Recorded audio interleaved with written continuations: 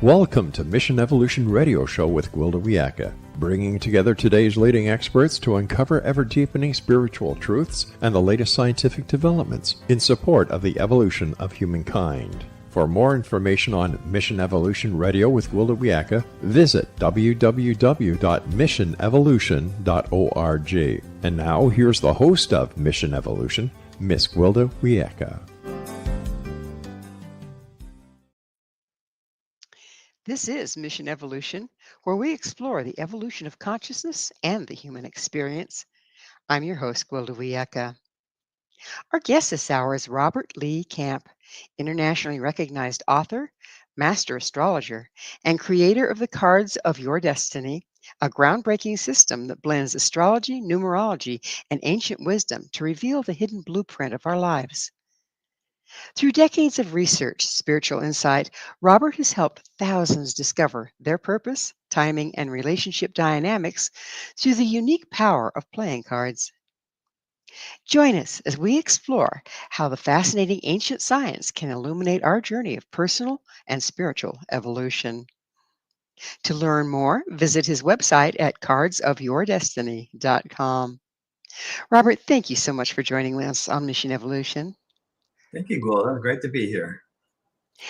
For our listeners new to your work, what is the science of the cards and how does it differ from astrology or numerology?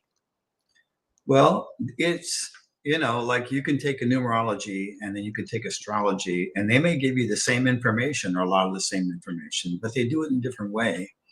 And the card system is more akin to, it's really more akin to astrology because it has planetary influences as well in it. So from that point of view, it's more like astrology, but it's its own system. And according to the most ancient sources, it came from Atlantis 20,000 years ago. We can't prove that, but that's all we know about it, really. But when we look at a deck of cards and see how it connects with the calendar of the Earth, most people don't realize the significance of it, how a deck of cards is so correlated to the cycles of the Earth. It's pretty fascinating. Excuse me, I'm having a little bit of problem with my voice here. Take your time. You say each person is born to a specific card. How's Every that day card? of the year.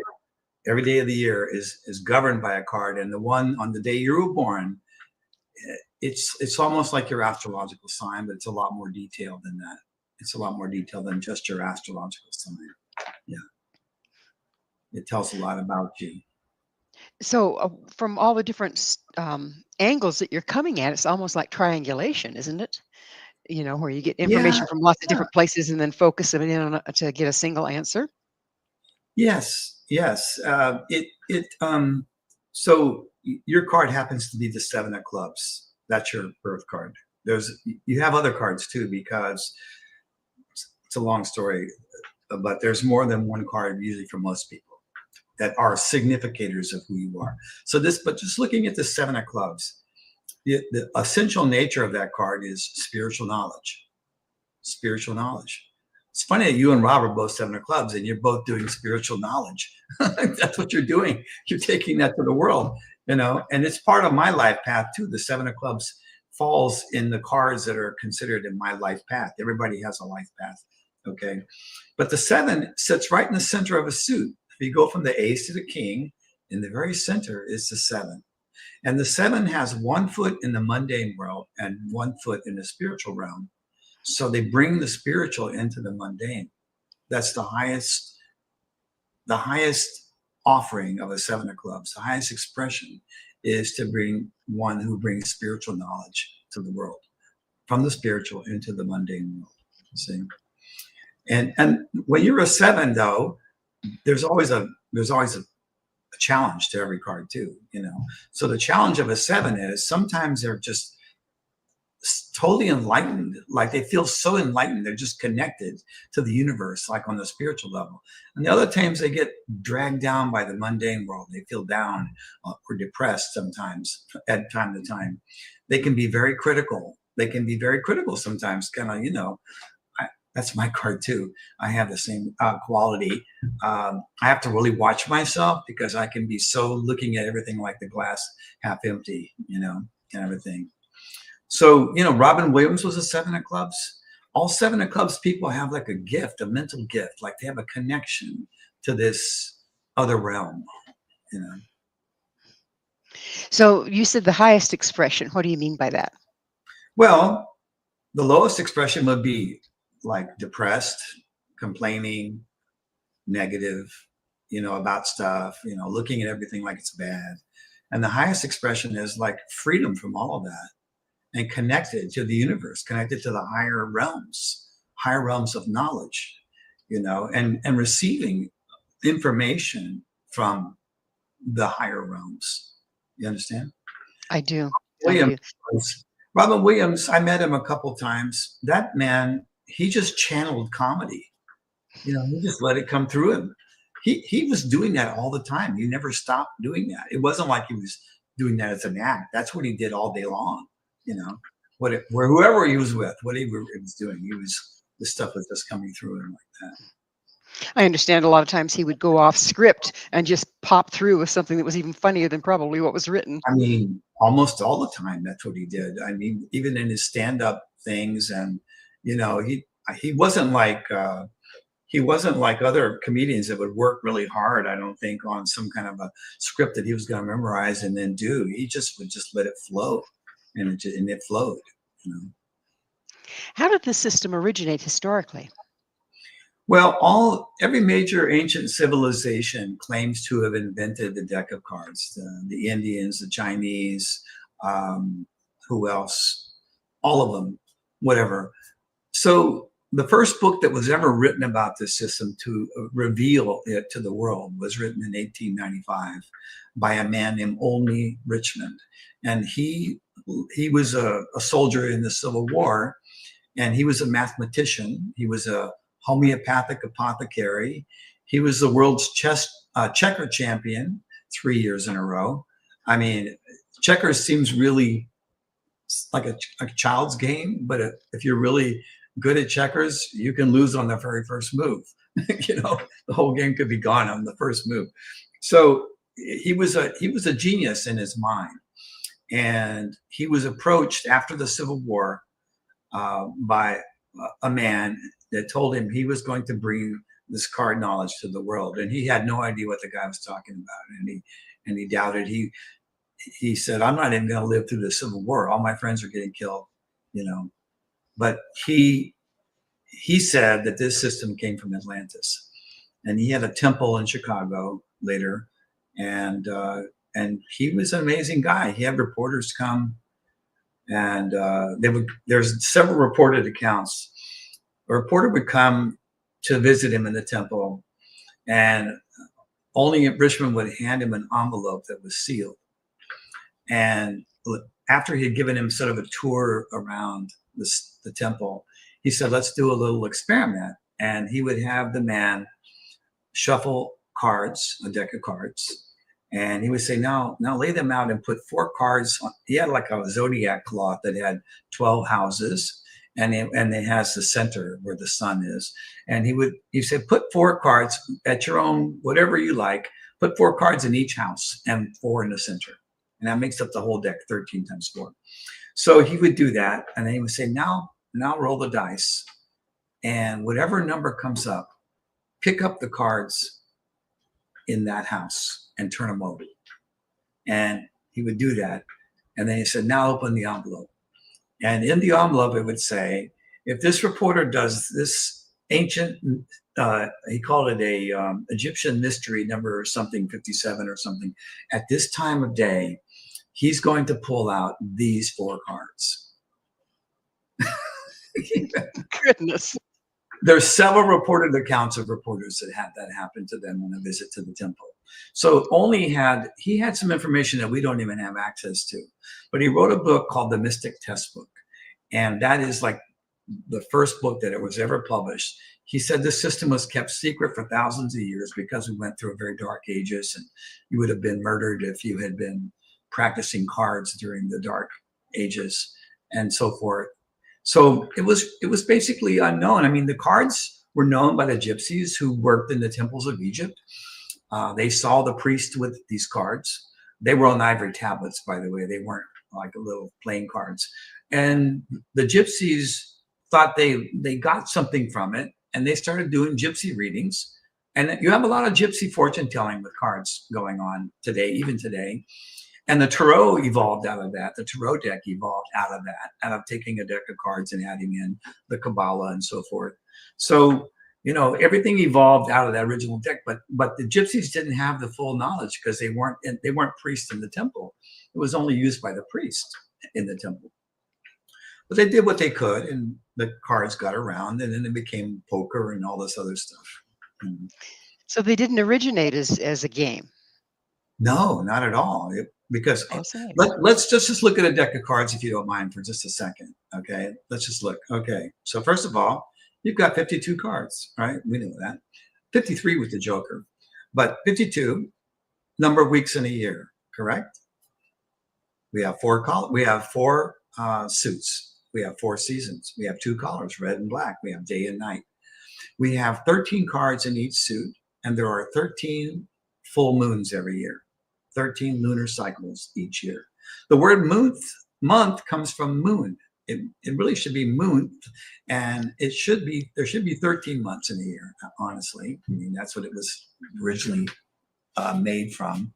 So then we take all the cards in the deck and add up the number on the card, where an ace is a 1, 2, 3, 4 to 10, jack is 11, queens are 12, kings are 13. And you add up all the numbers of all the 4 suits, and you get exactly 365. No other card deck does that, only the original deck. And this is what people don't realize. They don't realize it's been right in front of them this whole time. It sounds like it's Earth and stellar based then. Yes, it is. And the way the system works is it divides up the year, like your personal year. It divides up your year starting on your birthday into 7 periods, each 52 days long. Okay. And each one is named after a planet. First is Mercury, Venus, Mars, Jupiter, Saturn, Uranus, and Neptune. These 7 periods and there's cards in each of these periods. This is all done mathematically, by the way. There's nothing random about it. There's no shuffling and laying them out. It's all calculated from your birthday. I have your cards for this year right in front of me right now, and I have next year just with a click of a button. I created software that did it because it's complicated. When I learned it, I learned it the ancient way, and it was very easy to make mistakes. So I just put it into a computer so it wouldn't make mistakes. I didn't like to make those mistakes. But anyway, so we have cards in every period. You have at least 6 cards in each period.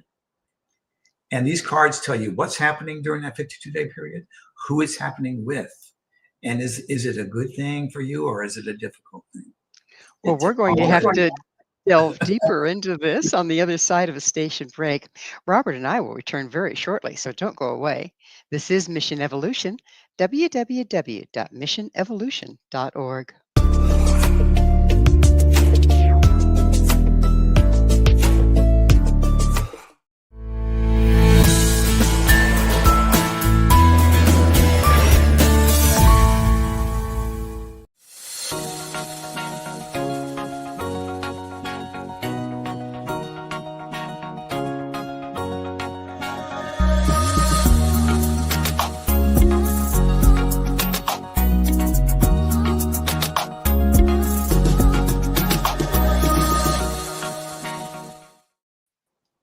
How does this work? With us this hour discussing Cards of Your Destiny is Robert Lee Camp.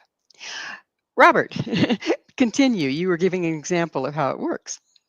Yeah, so let's see. I think I tried this before. I couldn't share just a part of my screen. That wanted me to share the whole screen, but my screen is way too big to share. But I have a software program that could see all the cards laid out. Okay, but so on your birthday, you start a new year and you enter the Mercury period. During the Mercury period, you're in the Neptune period right now, the last period of the year. But on your birthday here in a week or so, well, actually yeah, even less than a week, you're going to start a whole new year.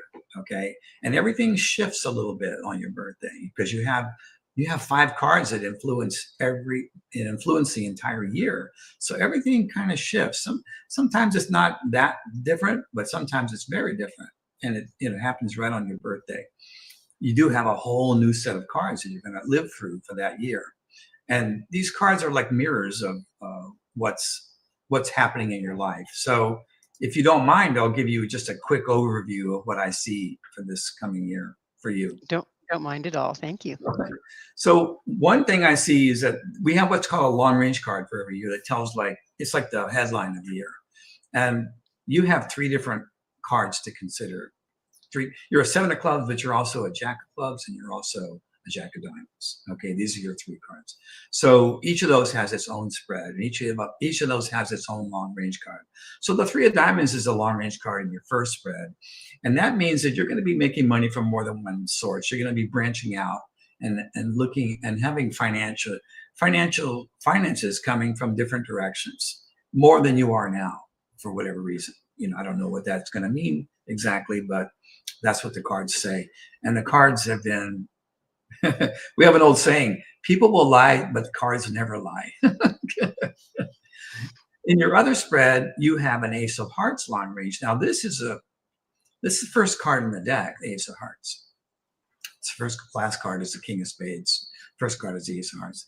Ace of Hearts is the card of what do I love? What is really it's like, I think you're going to go through a process of examination of your life, a re-examination of your life, and say, well, here I am now. What do I really love? What really is it that I want to do? What is it who do I want to be with? Where do I want to live? I mean, all those things could be up for questioning. But the question is, what do you really love that you want to put yourself into? That's going to be a big theme for you this coming year. Okay. You might already feel it coming, by this time, because you're only 2 days away or 3 days away. And then I see you doing more of what you're doing now with the spiritual knowledge. I don't see that changing. But there may be some other aspect of your life where you're going to examine it. Is this really what I really want to keep doing, or what I really love to do? And you'll be making most likely some changes as a result of that. Pretty fascinating. There you have it. Many tools promise destiny insights. In your view, what makes card-based timing so accurate? Well, it's when I first was introduced to this, I thought, I'm not going to just believe in this. I want to test it out. I want to test it. And so I tested it for a year. But on the very first day, I took a class with my first teacher in LA. And on the very first class, he showed us how to look up our cards for the current time period. And right there in the card that I found for myself was something that had just happened the day before. I couldn't believe it. It just blew me away. It's and it was a secret thing. It was something nobody knew about. Something I wasn't telling anybody about. And there it was. I was like, oh my God. And so it hooked me from the beginning, but I still didn't want to just give it my belief, whatever. So I tested it for a year. It just has never failed me. It just continues. And I have so many clients and students that just tell me these amazing stories of how these cards, I've predicted the birthday of children that were going to be born. I've predicted all kinds of stuff, and I use astrology as well. So I have both tools at my disposal. And when I see it in both, I say it with 100% confidence. This is what's going to happen, It sounds like this gets very in depth into a person's private stuff. Like you said, you didn't even tell anybody about what did show up. You didn't tell anybody about an incident that did show up. Are there some ethics that go along with this because it is so accurate? Well, I think eventually there will be some ethical considerations. Right now, people don't take it all that seriously, but it's obviously, I use it in all of my relationships. Like if I'm hiring somebody for something, or going to be working with somebody, I get their birthday right away because I want to know, how do we connect? And what's the very nature of this person? You know, like I recently had some solar panels and things installed in their home. And when I found out the name of the birthday of the main guy, I realized there's a potential problem here because I've had issues with this birthday before, and they have a lack of morality, let's just call it, when it comes to money. Mm. And sure enough, that's how it turned out.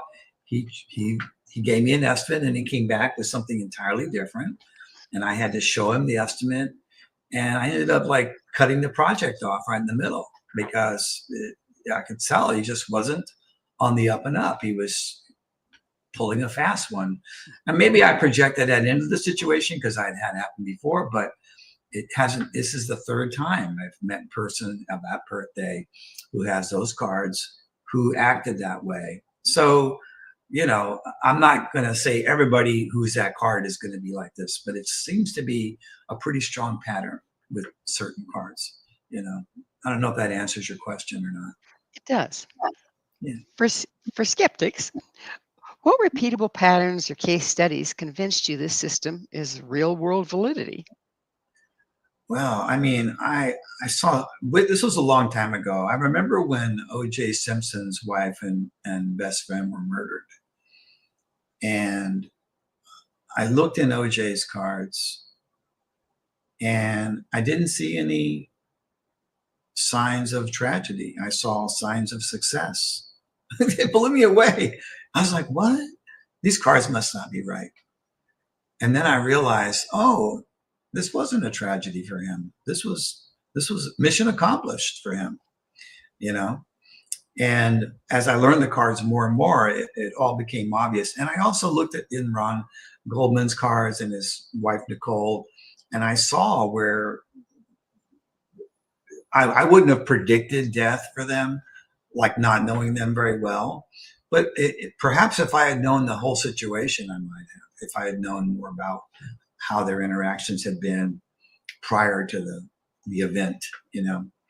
But I've had so many, I can't even count all the times people have come back to me who have gotten readings and said, you know, everything you said happened just like you said, you know.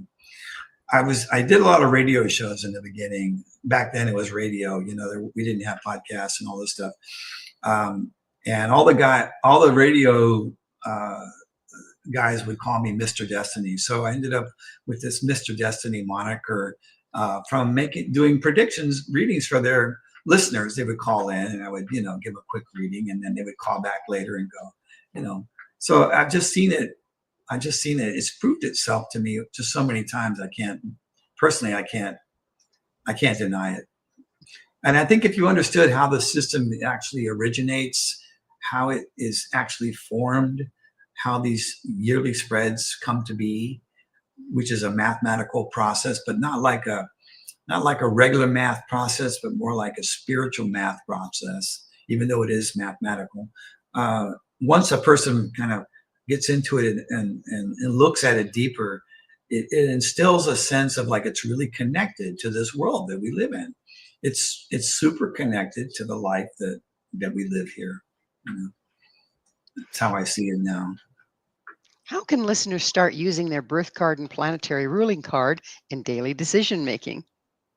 Well, there are actually even cards for every day, and they can go to my website and find out what their birth card is, what their card for this year is, the main card, what the card for this planetary period is, and the card for this day for free. It's right there on the front page of cardsofyourdestiny.com. Now, as soon as if they want to get into it, I have two books. One is called the Cards of Your Destiny. That's available on Amazon, and it's in some bookstores or through our website. And then there's another book called Love Cards, and Love Cards tells you all about your personality of your birthday and your relationship karma, and it tells you how to do a relationship reading with other people that you're involved with, so you find out what the connections are and what that really means, what's going on with you in your relationship. Do the cards carry, they seem so complex and coming from so many different angles. Can you also use those cards to decide where to live? Or, say, for instance, can you use those cards on a company versus an individual? We've used the cards on companies, individuals. Um, what was the first one you mentioned? The first one was, I know astrologically you could do a reading and figure out where's the best place for you to be on the planet right now.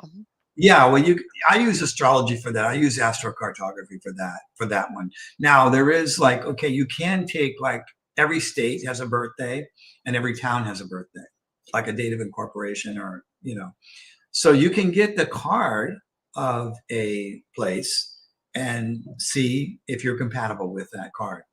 And some people swear by that. I haven't used that as much as I use astrocartography.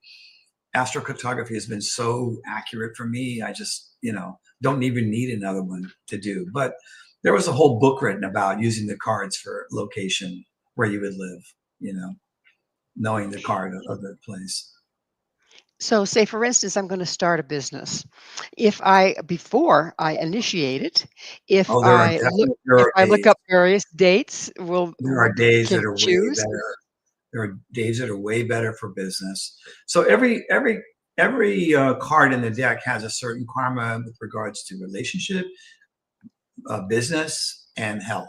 Okay, every card. So there are certain cards that have really good money karma. Okay, so you want to have your business on one of these cards. Start your business on one of these days that is ruled by that card, because it's going to be way better. It's just going to be better. The birthday of your business is an entity, just like the birthday of a country or a birthday of a state or a city. It's going to be the birthday of this entity, which is your business, and you want to have one that's a powerful moneymaker if you can. And I've answered that question so many times for people, and there's a couple, that I could tell you now, but it wouldn't really help you because you don't even know what days match which cards and all that stuff, so, but it's easy to find out. How do compatibility readings with the cards illuminate strengths and friction points in relationship? Well, the cards are, the basic way cards are arranged. I don't know if you can see this. This is what we call the grand solar spreads. Everything comes from here. And I'm just showing you briefly so you get an idea, but every Well, two cards. hang on to that because we're going to have to take a station break and we'll look Okay, at it good enough. on Good the enough. other side. Robert and I will be right back to continue our discussion. So you stay right there. This is Mission Evolution, www.missionevolution.org.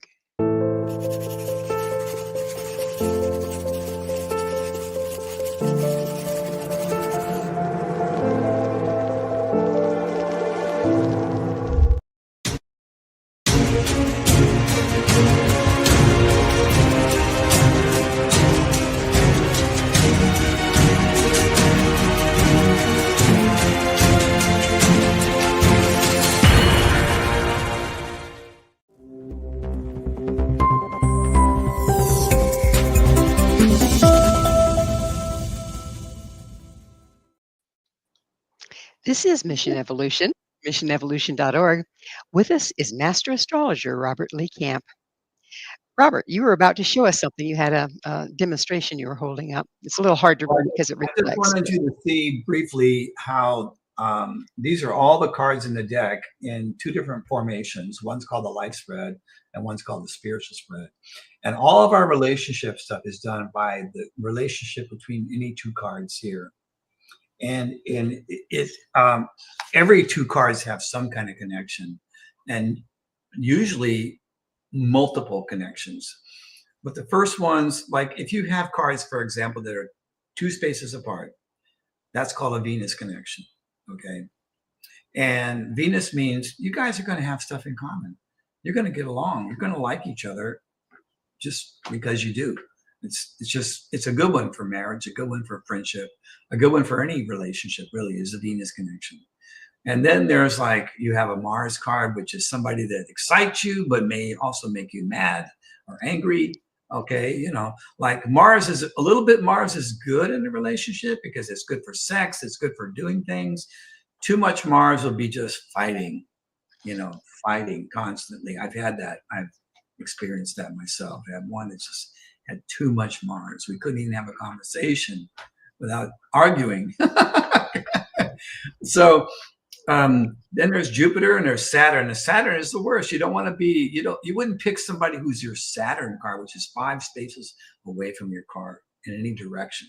So, and you are Saturn to somebody as well. Everybody has somebody that's Saturn to them and somebody that you're Saturn to. So it's knowing which connections are the best for relationship, and it's knowing which ones to avoid, because those are going to come up in a relationship. And there's also a moon connection, which is when two cards are right next to each other. It's called sun and moon. Okay. So the one who's in the front, the sun card, will be the boss. They'll always be the boss. And the one that's on the backside will be the support person. And it could be the girl or the guy. It doesn't matter. But the one in the front is going to be the one who's driving the ship, taking the boat to where it's going. And the other one's the passenger, So and that's the most common connection, by the way, in all marriages. Almost all marriages, over 90% of marriages have one or more moon connections. It inspires marriage. Sun and moon, male, female, together, like that. Yeah. What card signatures tend to appear in entrepreneurs, artists, or healers? Healers can often be 9s, because 9 is this really compassionate card that likes to take care of people. Like they would work in hospices, or they'd be a counselor to people. People that are 9s really go for that. Business is usually diamonds. You have a diamond. One of your cards is a jack of diamonds. You're in the 7 of clubs, a jack of clubs, and a jack of diamonds. So you got a little bit of money thing going on, And I'm a queen of diamonds and an ace of diamonds. I got 2 money cards, so I'm about making money. I was making money when I was 6 years old. I was out there doing lemonade stands and stuff. It was just like, it's interesting, if your birth card, your first card is a diamond, it's a little stronger, but it can be also present there as well when it's your ruling card, which is what your jacks are. They're ruling cards, the jack of clubs and jack of diamonds. Okay. So entrepreneurs are usually diamonds, not always, but usually. There's other cards that can be because of other connections and in their life spread, but generally they're diamonds. They're more interested in money. Like an ace of diamonds person, which I am, that's one of my cards. And I've met a lot of ace of diamonds women, and they gotta have their business. They cannot not have a business. They have to have a career. They have to be making money. They have to be proving to themselves in the world that they're valuable, that they have value by how much money they make. It's so obvious with them. And there's 12 birthdays of that card. So there's a lot of them out there. A lot of them. Anyway, does that answer it? I'm not sure if I answered it. Yeah, you did. Mm-hmm. Yeah, it's not here. You're a 7. That's just 7 and 9 are the 2 spiritual numbers. So anybody who's a 7 or 9 can be very spiritual. Einstein was a 9 of diamonds and a 2 of spades. So he was very psychic. By the way, the 9s are very psychic. So he was very psychic, but he was also, that 2 of spades is such a strong mental card, real, like a genius kind of card. So he was a genius that also had this other side where he was connected to the unseen realms, like 7 of clubs, like yours, but that 2 of spades allowed him to put that into writing and to bring that out to the world, so it's very fascinating when you get into it. How do you counsel someone whose spread shows challenging cards without instilling fear? Well, I try to, I look at, there are challenging cards, they come up, and, but every challenging card has the potential to be a breakthrough, like a personal breakthrough. because the 7s and 9s are considered bad cards. Okay. If you have a 7 or 9 coming up in your yearly spread of cards, it's often a problem, a challenge. But all of these cards can be transformed by changing one's attitude or looking within, see what's going on here, what's going on. Like when you have a 9 showing up in a spread, something's going to end, either a relationship, a lifestyle choice. It could be a death of somebody close to you with a 9, depending on the position and the suit of the card and so forth. But it's going to be an ending when you have a 9. So usually, if it's in a bad position like Saturn, in the Saturn period, it means I'm not going to like this 9. I'm going to think I shouldn't lose this, but in fact you do. The universe is trying to tell you this has got to go. It's time to flush the toilet. It's time to let go. You think it's good for you, but it's actually not. And so on the other side of this, people always come out, whether they fight it or whether they let go soon. On the other end, they always think this had to happen. This was the right thing. In retrospect, they always look back and they go, "Well, that I can see why that had to happen the way that it happened." Same Well, thing in our with culture, yeah. in our culture, we don't let go easily. We keep building and building and No, building, but we don't let and go. we're very materialistic, really. Our whole society is based on like getting more money, getting more fame, and so forth and so forth. So if a person is very materialistic, these 7s and 9s are going to be nothing but major problems and suffering. But if you have a spiritual side, it becomes like an opportunity to have a breakthrough. And I've had many 7s and 9s that showed up in the beginning being a real problem that turned into like amazing breakthroughs, personal breakthroughs. Do most cards or all cards have a positive and a negative? Yes. Okay. Yes, absolutely. Every card. There's no such thing as a bad card. The Ace of Spades, has been a symbol for death for a long, long time. I don't know if you've seen, but like there's pictures of people that were murdered by the mafia, and there'll be an Ace of Spades thrown on their chest, and there's just so many examples of that. But the Ace of Spades is one of the most spiritual cards in the whole deck, and it means transformation, which death is a transformation. But people don't realize that it has this other meaning of spiritual transformation, and it actually, the Ace of Spades is the card that represents this entire system. It is the card that is the symbol for the order of the Magi, who are the ones that kept this knowledge alive for centuries. Transmutation at its finest.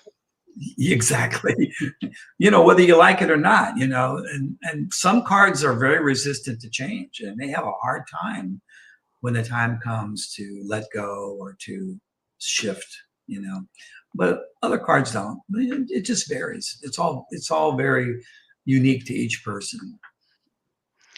Where do you believe personal choice fits in within card indicated cycles? Well, some of the things that happen are destined to happen because they're karmic. They occurred because of something that happened in the past, which had to be worked out in the future. Like if you kick a ball, if you see a ball rolling, somebody kicked it, right? So like a lot of the karma that we experience in our lifetime, it comes from past lives and from earlier in our life, in this lifetime, mostly from past life. In astrology, when I read an astrology chart, I'm reading a blueprint of a person's past life karma that's coming to fruition in this lifetime. That's what it is. And a friend of mine called it spiritual DNA, and astrology and the cards are like so tight together. And so, most of what happens to us, especially early in our life, is karmic. So where the choice comes in is how do we deal with it when it comes up? What do we do with it? And a lot of it's good karma too. I tell people this a lot. If you look at the best things in life that happened to you, like opportunities that arose and things and how you chose the career you're in, you'll realize that you had nothing to do with it. These things just happened to you. They were good things that came to you because they were your destiny. They were karma from past life. So a lot of karma is from doing good deeds. And then there's other karma from not being aware of how we hurt other people that comes into play. And we have to be on the other end of that to see what it's like to get the whole picture, you know. It sounds like the cards let you know what the wave is, but how you surf it is up to you. Yeah, exactly. This, like, an event's going to happen. With some of these events are not going to be welcome because, you know, we want everything to go our way. And life doesn't work that way. You know, so all this stuff's going to happen that we don't like, and we're going to whatever bitch and complain, or we're going to like look at it as, why am I fighting against reality? You know, maybe I can, because a 7 and 9 can bring the most profound spiritual experiences in life, you know. And I know you as a 7 of clubs, I know you've had some of those. You have to. You can't be a 7 without having had these, or a 9 for that matter. Okay, you have to. So you understand what I'm talking about. I do. Are there evolutionary themes, such as the way the cards point to soul growth across a lifetime? Well, you know, evolutionary growth, in my opinion, is really very personal for each individual. You know, so like you could find 100 people of the same birthday, and they're going to play those cards out a little differently. They're not all of them are going to be spiritually oriented. Some of them may be. Some of them may become enlightened before they're 20 years old. You know, because they're past life karma, but they are this card. You know, I mean, I have met a few enlightened people in my lifetime, and sometimes they're a card that you wouldn't even consider would be enlightened. It's like, you know, but they're an enlightened version of this card. They're not, their ego is gone. There's no ego. There's no negativity at all in these people that I've met.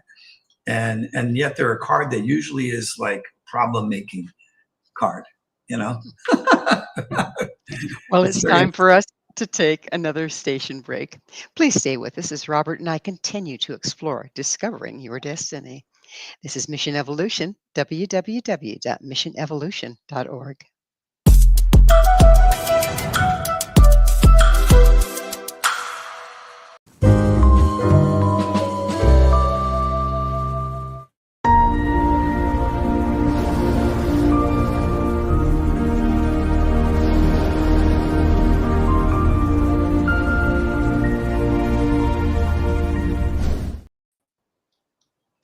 What if I'm a newbie?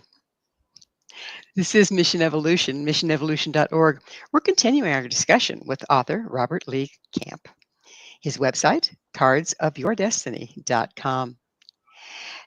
So, what are a few practical do's and don'ts for beginners pulling their first spreads? Well, you know, my book, The Cards of Your Destiny, tells you how to do your own yearly readings, or readings for anybody else for that matter. And there's about 25 to 30 pages of instruction that leads you through doing the first reading. And, you know, one has to be patient enough to read those 25 pages. Okay. Some people open up the book and they see all these spreads and they go, oh my God, this is too complicated. I can't do this. You know, instead of just reading the instructions, because all this information is necessary, these spreads are necessary because it has everyone's life to age 100 in the book. There's about, you know, 50 or 100 pages of just these spreads. But if it's not that complicated, if you just take it step by step and go into it. So I always recommend the book because there's no online course that teaches you from the very beginning, and you need to have those access to those spreads in order to do the reading. You have to be able to look them up and see, you know, oh, what do I have? Where am I at? I'm in my Mars period right now. And these are the cards. And then the book tells you what those cards mean in the Mars period, in every period. So there's a lot of interpretation of the cards in there. There's just some basic instructions. And once you get into it, you can go, I've had people go right into doing readings, you know, for other people right away, you know. It's actually the easiest of all the systems to learn, I think, in my opinion. It takes longer to master it, but you can get valuable information from it right away, like within an hour of picking up the book and reading it. Yeah. Or the Have you love part of the seen? book. Sorry, I didn't mean to That's, interrupt. Go ahead. that's okay. Have you seen the cards help resolving long-standing patterns such as health, finances, or relationships?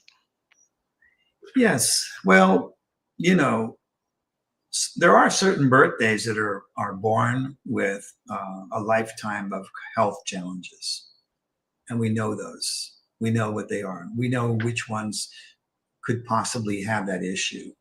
Um, and it turns out that a lot of them do. Not every single one, but most of them do. You know, there's certain birthdays, and if they were to look at the card and they would go into that, well, what is it? What is it that I need to learn here? Like, what is it? What is this? Why do I have this existence? And what is it that I can be with and have a breakthrough? I mean, look at Stephen Hawking's. Okay, Stephen Hawking's. He never once complained about his condition, and he was, you know, in the end, he couldn't even move his lips. Was You he a know, 7 or a 9? I forget. I looked him up once. Yeah, I think he might have been a 7 of spades or a card, because the 7 of spades is usually the card that has challenges on the physical level, whereas a 7 of clubs will have challenges on the mental level, and the 7 of diamonds will have challenges on the financial level, and the 7 of hearts will have challenges on the relationship level. So they are challenging cards. You know, I forget what his. I could look it up, but you know, but when you look at that, you realize that it's possible to have the worst things happen to you and yet not have a negative relationship with it. You know, What, so that's the challenge, in my opinion. what boundaries do you keep when reading for sensitive topics like illness or loss? Well, I first of all, I don't have any negative. Um, I don't have any negative judgments about anything, pretty much. You know, like I'm not going to say, oh, you know, you're bad or there's something really bad. Like I'll say, this could be a real challenging period for you. It may or may not be, but if it is, it's going to be about this. It's going to be, this is the challenge you're facing with this. Now, I've had some clients that are extremely materialistic and all they want to know is, am I going to make money? Am I going to get married? Am I going to, you know, whatever? Am I going to travel, buy a house, whatever? And I give them the best I can. You know, I give them the best I can. And I'm honest. I'll say, you know, if I don't see it, I say, I don't see that. And sometimes it comes out in the conversation before the reading's over that they really don't want to move or they really don't want what they say they want. You know, it just, you have to be just kind of like patient and just kind of go into it. But I don't carry any judgment about it. So I'm not putting that charge on it. Yeah, I'm pretty sure, you know, with my readings. Basically, meeting a person where they're at. Yeah, I want to know where they're at because, you know, are they materialistic or are they more spiritual? How attached are they to their problems? How attached are they to their negative story about their life? How attached are they to their whatever, their relationship or their money? You know, I want to know where they're coming from, and then I try to sort of ease them into looking at it in a better way, and showing and letting the cards show them a pathway that can lead them out of wherever they are to where they want to be. You know. It's my intention anyway. Which leads me to my next question. How can these cards be used for the evolution of mankind? Sting the musician from the Police. He had a song called "All This Time," and the very last line of the song is, "Men go crazy in congregations; they only get better one by one." So I have not found a way to use the cards to make a prediction about society in general, but I have been able to help a lot of individuals, and that's what I focus on. So any individual, this system is inherently spiritual, but it's whatever the person takes from it. I taught a class once to a group of people in Las Vegas, Nevada. Okay, all they wanted to know was, guess what? how can we use these cards to win at gambling? For the lottery, yeah. And you know what? Most of them moved there for that very reason. And these were quasi-spiritual people. Okay, they were spiritual and they were gamblers.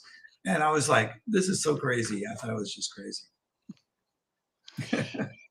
How, as a divinational tool, how accurate can they be? It's mind-blowing, actually. Because you can take the book, The Cards of Your Destiny, you look in your past, you can say, okay, I got married when I was 28 or whatever. And you can go back and look and see if that card was there.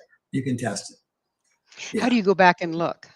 Well, it has your whole life in the book from birth till age 100. So you Every just go back year. to the particular Yeah, layout just or go whatever back to for that that year. year. It's done by age, like the first year of life is age 0, then age 1 is your second year of life, and so forth. So if you know your age, you can go back and look, and you can even look at the very time period, what period you were in, which one of your planetary periods you were in at that time, and you can look at those cards and the cards for the year and say, well, does that match what happened to me? And you'll find it. I guarantee you'll find it. Can the cards tell you when you're going to die? I looked for myself, and I was told by my first card teacher never to predict anyone's death, and because it creates karma. Like if I gave you a reading and I told you 5 things or 4 things that were so right on, and then I told you you're going to die, you're going to believe me. That's a heavy burden. I would never do that. I would never. So I never do. Now I've had a lot of clients who come to me like, when is my dad or my mom going to die? Sometimes they're waiting for money. I mean, I've seen the best and worst of people in my practice, So, or they just want to know. They're just concerned, and sometimes you can see it. And I will say there's a possibility with this, whatever like that. But I never say definitely if someone's going to die, because I don't really know. Honestly, I don't know. Do you feel like by giving a date, then they can make it happen because they believe it's going to happen? Perhaps, but I never tell them this is going to happen.